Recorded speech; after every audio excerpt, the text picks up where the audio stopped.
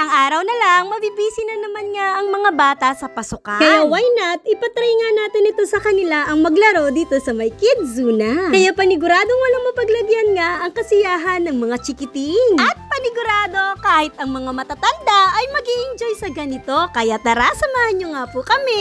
Noong mga oras na to ay tuwang-tuwa nga ang mga bata at papunta nga kami sa may Kids Zoo na. At pumunta muna nga po ako dito sa may gilid para fill-upan naman ang konting impormasyon. Ilalagay mo lang dito kung ilan niyang kids ang kasama mo at ilan naman ang guardian. At syempre, pumila na rin niya kami para makapasok agad. Dahil sobrang excited na nga talaga ng mga batang kasama ko. At papasok ka pa lang ay sobrang babait na nga talaga ng kanilang mga staff. Papasok pa lang nga kami ay tuwang-tuwa na ang mga chikiting. Sabay-sabay na rin nga namin tinanggal ang aming mga sapatos. Sila mama nga at ate hindi na rin nga pumasok. Meron din nga pala silang lagayan nga ng mga sapatos. Pagpasok pa lang, eto na ang mga bata at sobrang tataas na nga ng kanilang mga energy. Marami nga sila ditong activity na paniguradong mag-i-enjoy nga ang inyong mga kids. O diba, sobrang cute nga ni Lala Chan. Alam nyo ba na isa nga sa kagandahan na pinupunta natin dito ang mga bata dahil nadidevelop nga ang kanila nga pong communication skill. At natututo rin nga po sila makihalubilo sa mga ibang tao. At mababawasan rin nga ang kanilang pagkamahiyain. Eto rin sila Musumi ay nakipaglaro din nga ng tag of war. Natalo man sila ay natuwa pa rin sila sa pagkapanalo ng iba. Sa magtatanong ay nandito nga po yan sa Kids Zoo na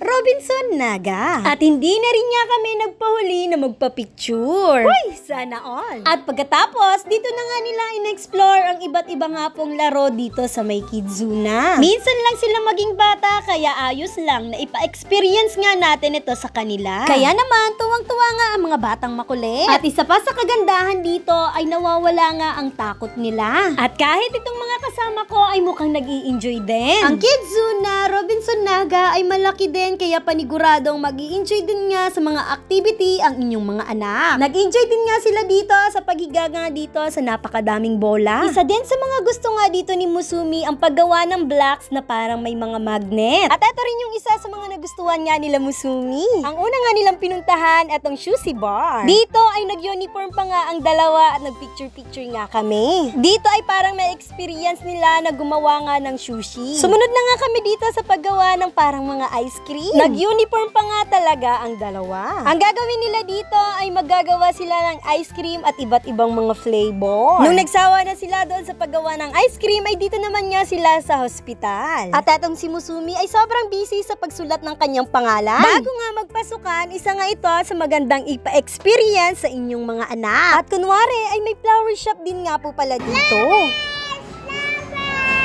May supermarket na kunwari namimili ka ng mga pangangailangan nyo. At eto nga pong isang kasama namin, eto nga ang cute nga ng chef. Kaya nagpicture-picture na nga ang tatlo sa kanilang iba't ibang costume. O diba? Ang cute! At etong sila lula niya ay busy pa rin nga sa kakahintay sa amin. Dito rin nag-enjoy nga sila tita niya sa kakalaro ng ganito. At habang patagal ng patagal ay padami ng padami nga ang kaibigan nila Musumi. Sobrang saya din nga talaga ang sumakay sa ganito. Visit Kids Zoo na Nirion na paniguradong mag-i-enjoy nga ang inyong mga chikiting. At nung wala na nga kaming oras ay kinuha na namin ang aming mga sapatos. Buti na lang nung tapos na nga ang oras namin ay hindi naman umiyak ang aming mga kasamang chikiting. Dahil sobrang nasulit nila ito.